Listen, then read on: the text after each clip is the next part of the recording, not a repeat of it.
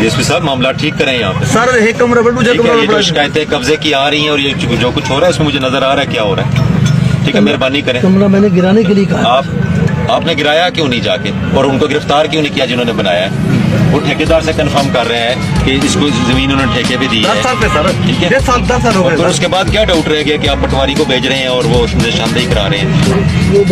No, आज ही ये कार्रवाई होगी। अच्छा सर, ठीक है, और ठीक सर, आपको पेश आके आपने वेरीफाई किया कि किसका कब्जा था? सर ये बिल्कुल वेरीफाई हुआ है। वेरीफाई तो किसका कब्जा था? अभी पटवारी नहीं आ रहा सर, पटवारी को बुलाया, सख्ती से बुलाया। डीएसपी साहब, दिस इज रॉन्ग, वो तो दिस इज रॉन्ग। मुझे नजर आ रहा है चीजें जो हो रही पता है सर, ठीक मुझे पता है। सर मैं डीजी खान था सर। आज ही पर्चा करें, अरेस्ट होने चाहिए वो।